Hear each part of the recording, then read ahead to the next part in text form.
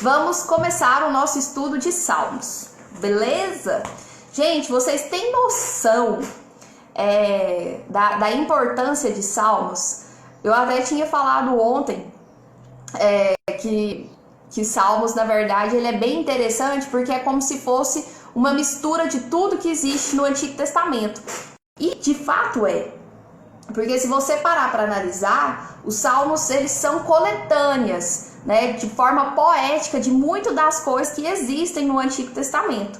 Então, assim, é um livro bem interessante para se estudar. Eu vou começar aqui primeiro fazendo uma introdução de Salmos, do livro, da importância dos Salmos, de acordo com o estudo que eu venho realizando com o pastor Luiz Saião, tá? E aí depois a gente entra no Salmo, no capítulo 1, propriamente dito. Então eu vou passar para vocês primeiro algumas curiosidades.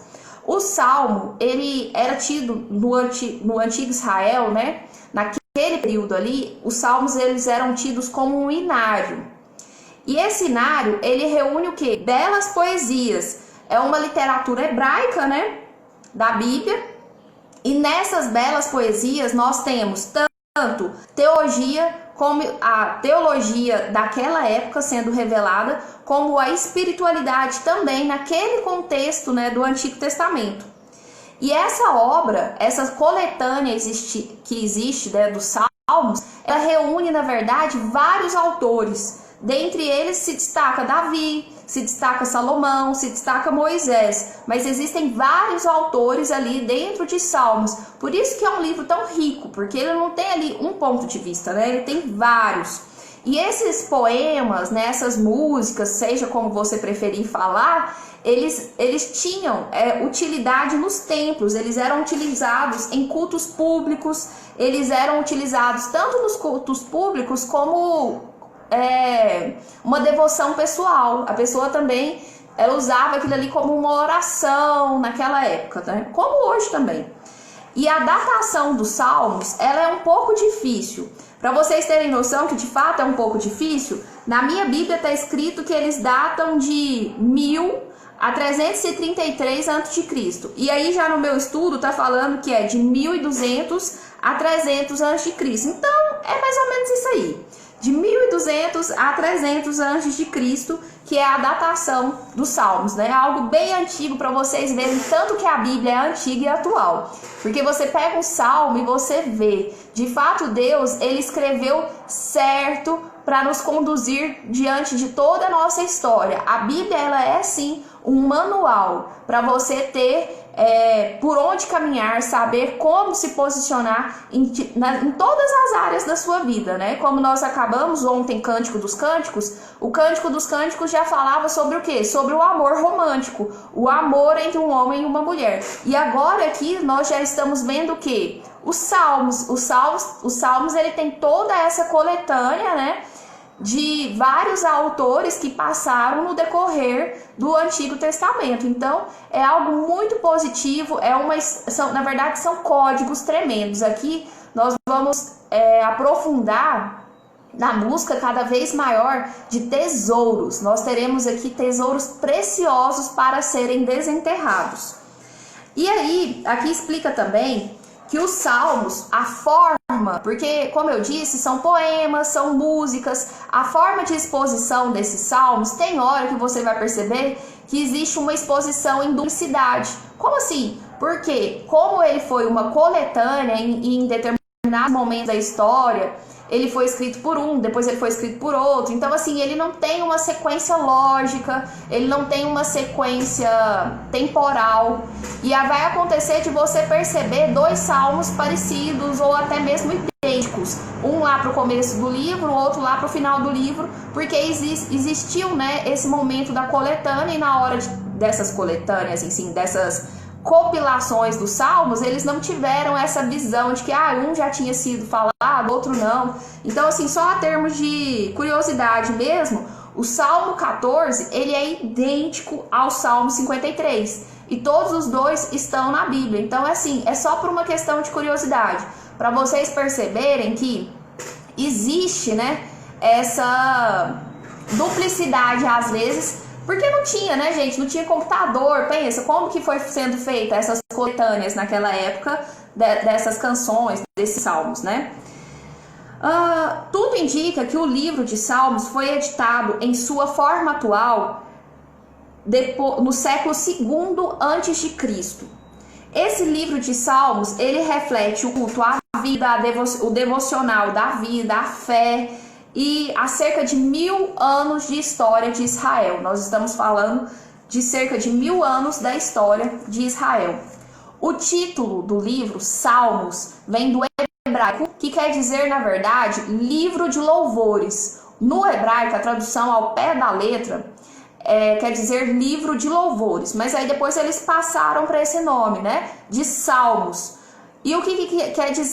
A tradução em si significava poemas acompanhados por instrumentos de corda, que para nós hoje seria música mesmo, né? Por isso que eles depois acabaram colocando esse nome de Salmos. E os Salmos, uma coisa que eu achei curiosa, porque assim, embora eu já tenha lido os Salmos, eu não sabia disso. Os Salmos, eles se dividem em 5 livros. Em 5 livros. E que são menores, né? Dentro do próprio livro de Salmos, que tem 150 salmos, ele se divide em 5 livros. E o primeiro livro, que é o que a gente vai começar a estudar hoje, é justamente o livro que relata Salmos, dos Salmos 1 até os Salmos 41, e que é atribuída em sua maioria a Davi, que é um livro, bem dizer, davídico, que eles falam. E muitos títulos dos Salmos, vocês vão perceber, isso também a título de curiosidade, referem-se a instrumentos de acompanhamento, de instrumentos musicais, de acompanhamento mesmo, porque os Salmos, eles tinham esse viés musical, como ainda tem, né? Muitas igrejas cantam os Salmos, né? Usam os Salmos como música mesmo. E aí, então, no próprio Salmo, ele vinha qual era o instrumento que deveria acompanhar aquele salmo, a melodia que era apropriada, a música, a nota musical, a parte que era para o coral entrar. Então é bem interessante você ver que ele tem toda essa organização, né? O tipo de salmo, se ele era um salmo próprio para meditação ou se ele era um salmo próprio para oração, para vocês verem a organização que já existia naquela época, essa preocupação, né, de ser algo tão organizado.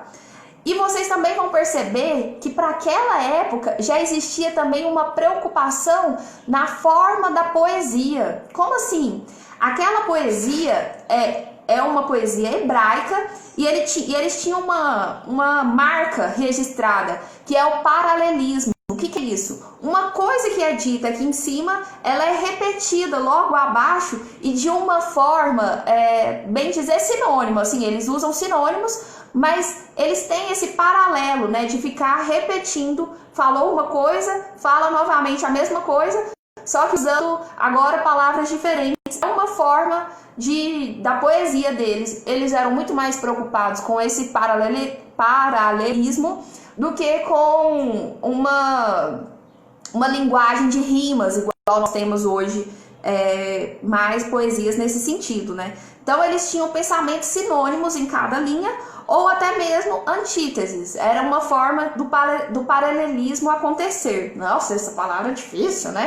Paralelismo, quase que não sai.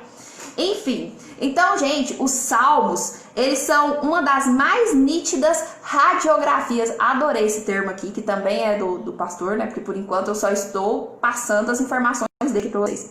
Os Salmos, eles são uma das mais nítidas radiografias do coração humano, em sua relação com Deus, tanto nos momentos de vitória e alegria, como nas horas de doença, morte e desespero.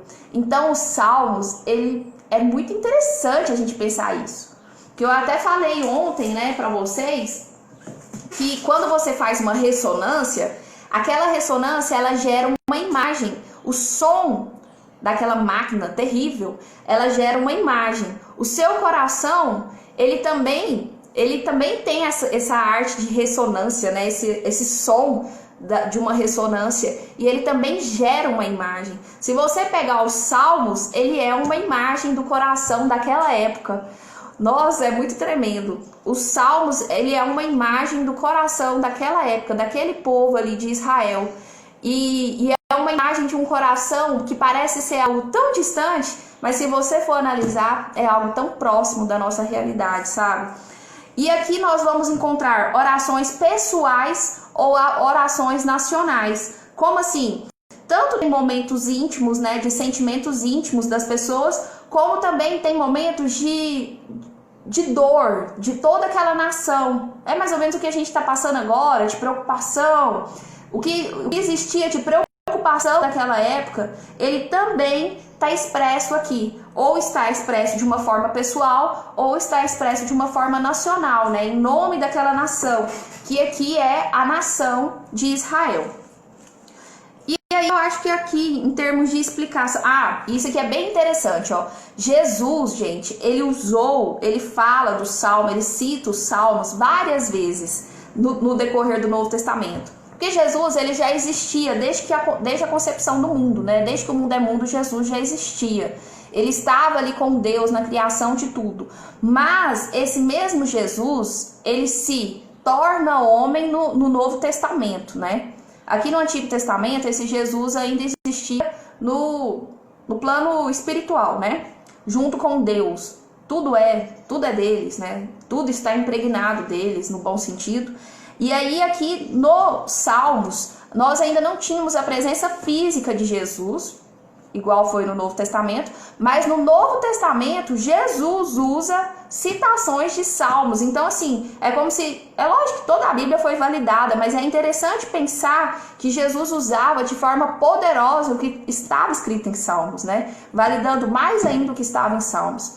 Então, olha, vamos estudar com força isso aqui, porque de fato temos aqui nas mãos tesouros.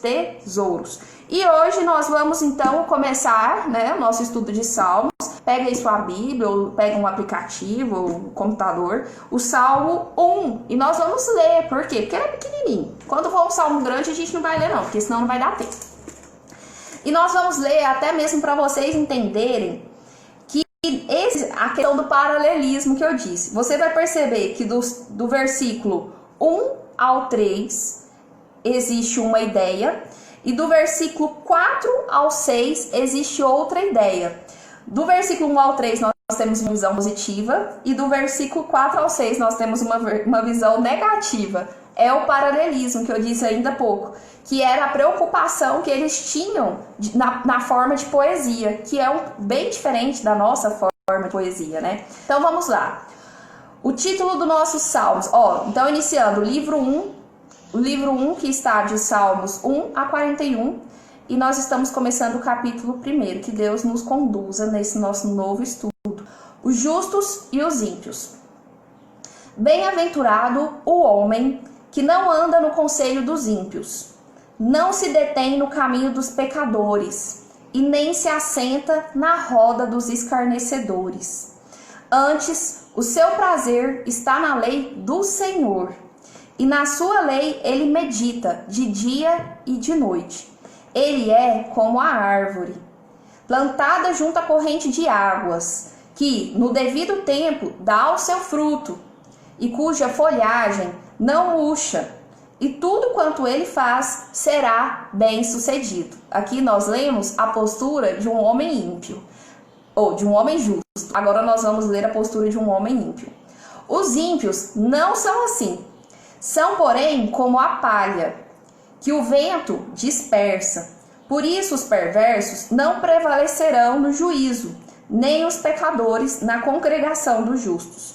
Pois o Senhor conhece o caminho dos justos, mas o caminho dos ímpios ele perecerá. Então essa foi a leitura do nosso Salmos 1, do capítulo 1, que é bem pequenininho, né? Mas vocês chegaram aí a perceber esse paralelismo que eu disse que existe, de numa parte estar uma ideia e na outra parte estar a outra ideia? Nesse caso aqui houve a antítese, né?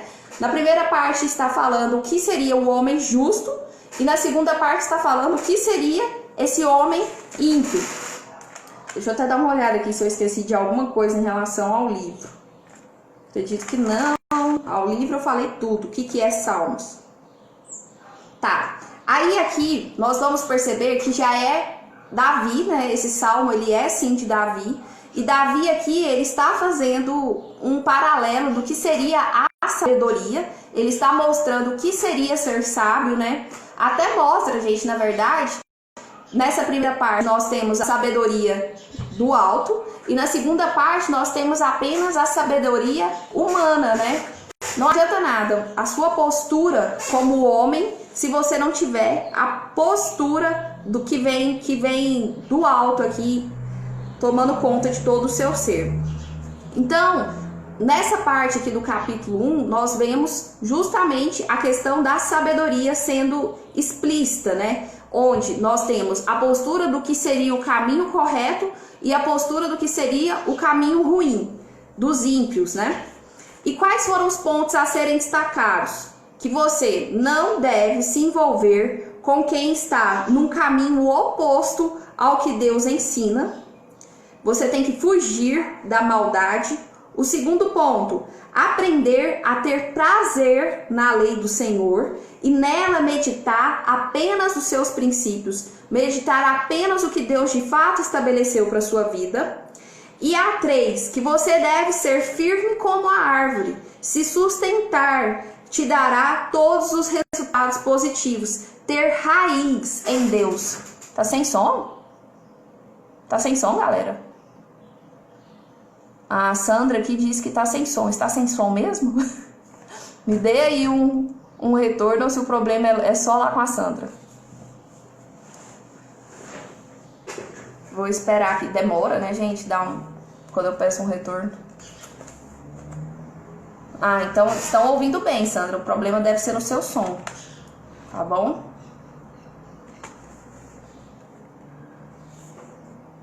Ah, tá. Era o som dela, gente. Tá bom. Então, aqui houve esse traçar desse paralelo, né? A gente não deve andar com pessoas inadequadas, né? Nós temos que andar no caminho que é o caminho de Deus. Ele até fala, eu sou a verdade e a vida. O caminho é o caminho de Deus, o caminho da verdade. Aprender a trazer consigo essa lei do Senhor que nos sustenta, que nos ampara em seus princípios, né?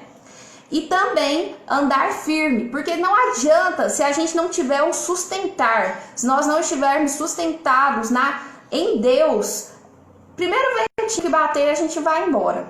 Então nós precisamos ser árvores com raízes bem frondosas mesmo, árvores frondosas, com raízes bem fortes, sustentadas naquilo que de fato nos dá lastro, que é a existência, né? A existência de Deus não, que é nos concentrar sempre no amor de Deus, estar sempre firmes em Deus. E aí aqui fala que o Senhor, Ele conhece, Ele aprova o nosso caminho. O caminho de quem? De quem é justo e que busca a verdade e que está sustentado nele. Ou você é justo ou você é ímpio. Não tem como, até tem uma parte na Bíblia que fala, ou seja quente ou seja frio, se você for morno, eu te vomito. É tipo isso. Ou você é justo ou você é ímpio. Não dá pra você ficar no meio do caminho. Tem gente que fica no muro, né? Mas não. Deus, Ele quer de você sim uma posição. Você tem que ser justo. Se você quer de fato andar lastreado naquilo que Deus nos ensinou, né, como princípio, você tem que andar sim nesse caminho justo, nessa direção pautada nos ensinamentos de Cristo, pautadas nas diretrizes e princípios estabelecidos por Deus desde que o mundo é mundo. E o caminho do sucesso, o tema desse estudo de hoje, ele é justamente o caminho do sucesso. E qual que é o caminho do sucesso? É ser justo. O caminho do sucesso é o que passa pela vontade de Deus. E ser justo é andar de acordo com a vontade de Deus. Então, se você anda de acordo com a vontade de Deus, que é o que está expresso na palavra, você encontrará o sucesso. Sucesso, gente, não é só sucesso de dinheiro, tá? É na sua vida num contexto geral. É a mesma ideia que nós temos, às vezes, equivocada de prosperidade, de achar que prosperidade é só dinheiro. Não, esse sucesso aqui é um sucesso em todos os termos. Na sua vida, saúde, família, espiritualidade, todas essas coisas que acabam, profissional, que acabam te dando firmeza, que acabam te dando centralidade na sua vida, firmeza mesmo para continuar vivo, né?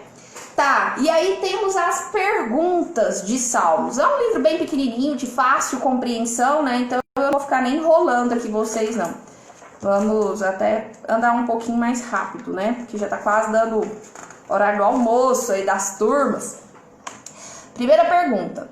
Por que o livro é chamado de Salmos? E de onde vem esse nome? Aí eu já expliquei isso pra vocês, né? Salmos, na verdade, no hebraico, porque o Antigo Testamento ele foi escrito no hebraico. A tradução do hebraico é Sefer Tehillim, uma coisa assim.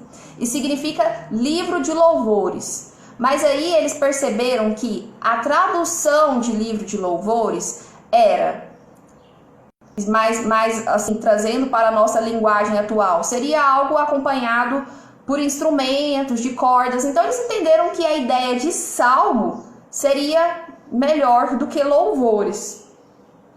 No hebraico original ainda assim é louvores, mas a linguagem nossa que mais se aproxima pelo fato de ter essa visão de que os salmos é uma música, é que fez com que eles colocassem esse nome de salmos. Mas a originalidade é louvores. Tá, e pergunta 2. Sempre ouvi que os salmos são de Davi. Quem são os autores? Quem participou dessa coletânea toda? Como eu disse inicialmente, os salmos, boa parte deles são mesmo de Davi. Mas assim, existem tantos outros autores. Salomão foi autor de salmos. O Moisés também.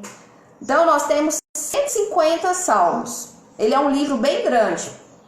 E a metade desses salmos, nós poderíamos dizer sim, que a metade desses salmos são de Davi. Davi ele era um poeta nato. Mas tem muitos outros autores também e em épocas diferentes, inclusive. O primeiro salmo fala sobre meditação. No verso 2, ele fala... No verso 2. Verso, né, gente? Porque é poema. No versículo 2, ele fala assim, ó. Medita dia e de noite. E na sua lei, medita de dia e de noite. O que é isso aqui? O que quer dizer medita de dia e de noite? É para você ficar assim, ó.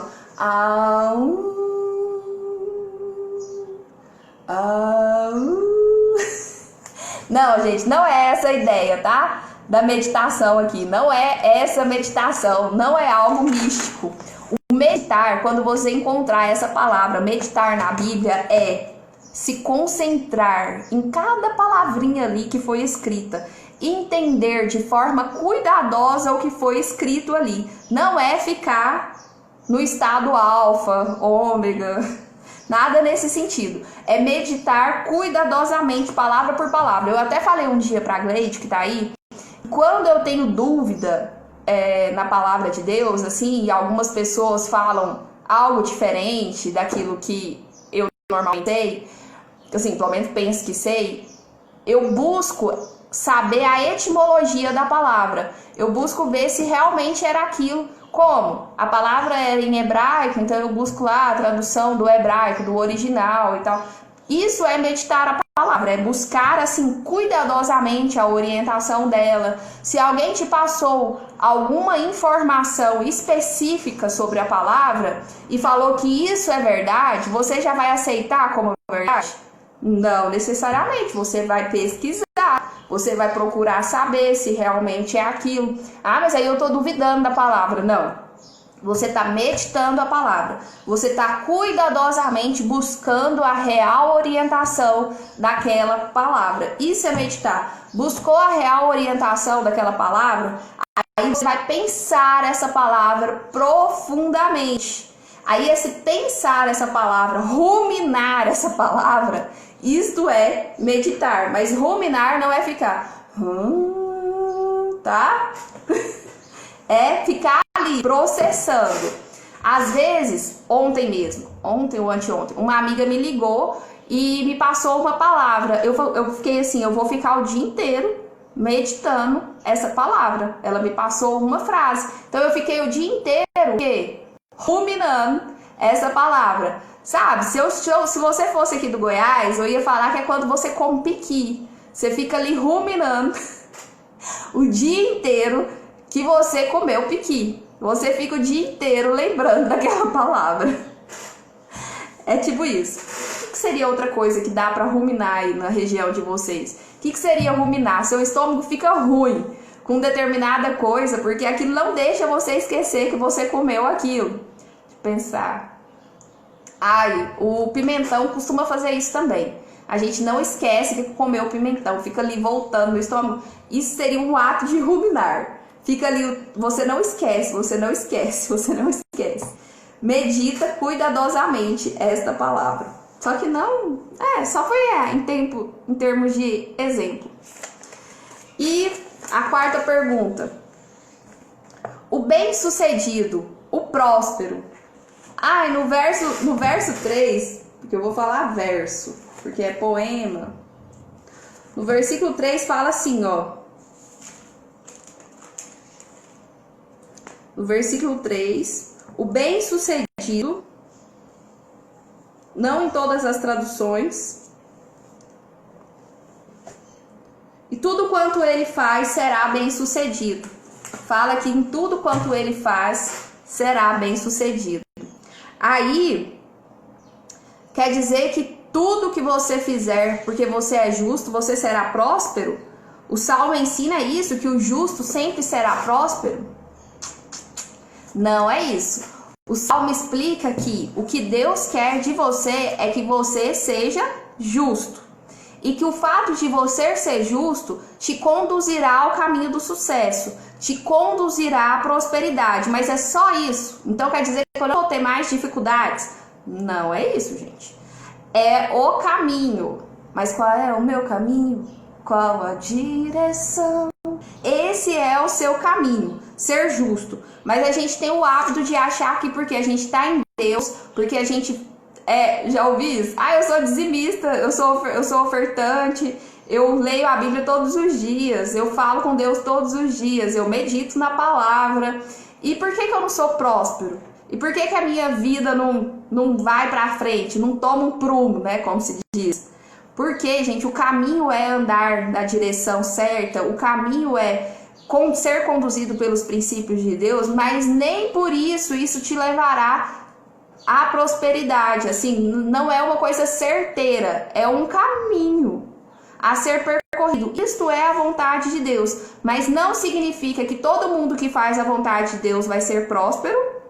Não é uma promessa propriamente dita, como também não significa que toda pessoa que é próspera tem seguido o caminho de Deus. Um exemplo disso é o Bill Gates, né? Ele, por acaso, segue o caminho de Deus? Eu acho que eu já ouvi falar que não, né? Que parece que ele não é muito assim. Então, o que acontece? A gente não pode levar isso assim tão ao pé da letra. O fato de uma pessoa, de repente, estar dentro de uma instituição religiosa também, vai fazer ela próspera porque ela está ali dentro? Não necessariamente. Então, isso aqui não é uma regra propriamente dita. Você tem que entender assim, que de um modo geral, se você anda em Deus, você tende a ser próspero, sim, na sua vida, na sua forma de encarar a vida, porque o fato de você andar em Deus, ele te dá essa visão de prosperidade, essa visão de sempre enxergar que em tudo darei glória, em tudo darei graça, quer dizer, aprendi a viver a vida sempre sorrindo, até mesmo frente às dificuldades. Para analisar, Jesus sofreu, quem é você para não sofrer nessa vida? Então, assim, não é uma regra, tá? Deixa esse mau hábito de agir, de repente, de uma forma ímpia. A regra aqui é nesse sentido, de você deixar de ser ímpio, de você deixar de ser injusto, de você se aproximar cada vez mais de uma pessoa íntegra, justa, mas agir da forma com que Deus estabeleceu, de acordo com as orientações de Deus, andando nos princípios de Deus. Essa é uma tendência normal e natural que Deus quer, que Deus idealiza para você. E que provavelmente agindo dessa forma, você será feliz e próspero. Beleza, mas se você passar por alguma dificuldade, você continuará sendo feliz e próspero. Porque o que te credibiliza é justamente Deus. O seu olhar voltado para o alto. E você não será abalado. Na verdade, é o seu espírito que se torna um espírito próspero. E aí, nenhuma dificuldade que vier irá te abalar. Não é necessariamente prosperidade em termos de riquezas, em termos de coisas, tá?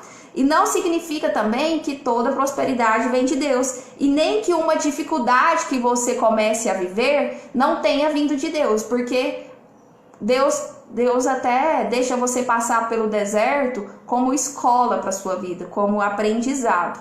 Ele até aceita, né? Ele acaba tendo essa forma de te fazer se dobrar, de você fazer o seu corpo entender um pouco, sentir mesmo no seu corpo, para quebrantar o seu espírito, porque às vezes você tá precisando, é quase como se você tivesse que passar por uma surra, sabe? Pai corrige, você tem que ser corrigida às vezes, para poder andar realmente da forma com que Deus quer.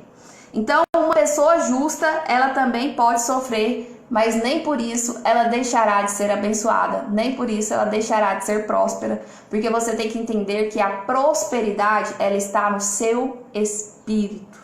Você já tem um espírito próspero quando você entende quem você é em Cristo, tá? Que Jesus te fortaleceu, tá bom? Tá, e qual que é a quinta pergunta? E nós já estamos concluindo. Na sua exposição do Salmo 1, você disse que ele era um inário para o povo da época. Como assim um inário? Inário, gente, era uma coleção de hinos mesmo que existia naquela época, para as pessoas cantarem, né? Cantarem propriamente na época do Templo de Salomão. As pessoas cantavam, por isso que ele é todo organizado. Salomão era muito organizado, né? Ele tinha 24 conselheiros. Então, assim, pensa, a organização que não era esse reino, né? E no templo também seguia toda essa organização. Então, o inário era uma espécie de um livro, né? Ele fazia parte desse livro, desse inário, que eram as músicas cantadas ali no Templo de Salomão. A poesia do Salmo, originalmente, ela não fazia parte do inário. E na medida que o culto se estabeleceu, porque essas coletâneas, né? Esses livros, esses poemas que foram sendo juntados, coletados para se transformar em salmos, eles já existiam. Aí, quando Salomão instituiu o templo, aí estes livros, essas poesias, elas foram colocadas dentro do inário, que era um livro onde se utilizava para cantar nas celebrações ali do templo que Salomão instituiu naquele tempo de Israel. Deu para entender? Então, os salmos faziam parte deste inário, porque eles já tinham sido coletados anteriormente, e aí no tempo de Salomão, naquele templo que foi instituído, ele colocou esses salmos para serem cantados também dentro do livro de inários. E depois, quando os salmos foi escrito, aí só foi escrito ali os salmos. O livro todo de inários não foi escrito. Beleza? E aí, então, qual que é a nossa conclusão do estudo de hoje? Façamos a escolha correta. Nós estudamos sobre ser justo ou ser ímpio. Então, faça a escolha pela justeza, né? Faça a escolha correta. Não se preocupe quanto ao caminho do sucesso. Você não vai precisar de cantar esse salmo aqui hoje. Você não precisa de sair cantando os salmos, não é essa a ideia. Você não vai precisar de gravar o seu primeiro CD para obter o sucesso. Você só precisa, na verdade, ser justo. Assim você obterá o sucesso. Você tem que aprender a andar conforme os propósitos de Deus, conforme a palavra de Deus, meditando sempre da sua palavra. Então a grande lição é: aprenda a fazer a escolha correta.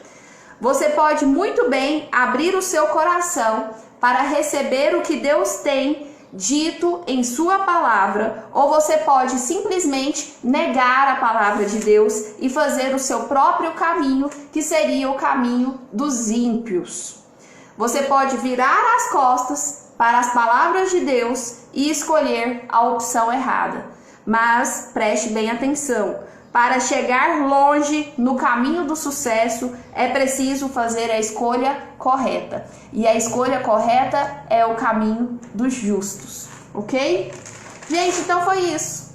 Foi esse o nosso estudo hoje de Salmos. E eu espero que vocês tenham entendido, que tenha ficado claro. Se tiver alguma pergunta aí, pode fazer. Vamos aproveitar que ainda daria tempo de responder alguma dúvida. Se estiver ao meu alcance também, né? Porque eu não tenho esse alcance profundo da palavra. Mas aí é basicamente isso. E amanhã a gente já vai estar estudando o capítulo 2, tá? Porque agora a gente vai seguir bonitinho. Amanhã nós iremos falar sobre o Rei dos Reis, no capítulo 2. Se vocês tiverem alguma dúvida aí, caso contrário, nós encerramos. Vamos cuidar da nossa vida, do nosso almoço. Que Deus abençoe o dia de vocês. Espero que vocês tenham gostado. Se alguém ainda... na verdade, assim, se vocês souberem de alguém que tem interesse em fazer um estudo bíblico, de fazer um acompanhamento, nós vamos fazer aqui esse acompanhamento. Lembrando a vocês que quem tem me credibilizado para fazer esse estudo é o professor Luiz Saião, tá? Que eu tenho aqui. Ele tem um aplicativo que se chama Rota 66. Se você tiver interesse também em ouvir o estudo dele mesmo, porque isso aqui, eu bem dizer, estou extraindo o que eu entendi do estudo dele. Se você quiser ir direto na fonte, você lê a Bíblia, né? Diretamente. E se você quiser um pouco do ponto de vista do professor Luiz Saião, você vai nesse aplicativo, que você pode baixar no Rota 66. E se você quiser um resumo do que o professor Luiz Saião explica, aí você vem aqui e me ouve. E nós trocamos essa ideia. Tá bom? Gente, bem dizer é isso. Eu espero que vocês tenham um ótimo dia. Eu vou ver aqui se teve alguma dúvida mais acima. E se tem alguma dúvida aí também, vai perguntando. E nós vamos responder. Beleza? E amanhã a gente volta com o resumo da live também. Ó, a Débora diz que tá acompanhando todo dia. A Flávia, glória a Deus. A Débora, vamos pra cima. Parabéns pelas lives. Tem uma pessoa me ligando aqui. Você acenou. Vamos tocar no coração. Amém. Ambos louvores cantados pela Nívia Soares, porque eu comecei com um louvor da Nívia Soares, né? Norval entrou aqui, de Trindade, amém, verdade. Tenham um excelente dia, que possam colher e semear com o mesmo esmero que vocês se dedicam a aprender, o Kleber disse. Muito bom, Kleber. Todas as pessoas que entraram. Gosto muito de Salmos, a Gleide disse. Não, taranã, tá bom, não tá, pra mim tá ok. Salmos, livro de cantos e louvores. Lorena se superando a cada dia, tadinha de mim. Eu peço ao Espírito Santo que me dê discernimento, saboreando a palavra, a Gleide disse. A Ana Lúcia disse, a vaca rumina, justamente. É aquele ato ali da vaca mesmo, ela fica o dia inteirinho com aquilo no estômago. Aí quando ela pensa assim que agora vai, o negócio volta pra boca dela de novo. Até que o estômago de fato digere aquilo ali, demora. E assim tem que ser a palavra na sua vida. Você tem que ficar meditando ela até extrair tudo que ela tem a oferecer. Comer feijoada sem cítrico, rumina. É o ruminar do Rio de Janeiro. Ou comer chiclete para passar a fome. Ai, gente, vocês são demais. Vou cantar kkk e ser justa. Gleide, pode cantar também. Vem daí a expressão, decisões definem destinos. Jesus abençoe você, Jesus nos abençoe, Deus nos abençoe. E foi isso, gente. Beijo e até amanhã. E vai cuidar da sua vida. Fui!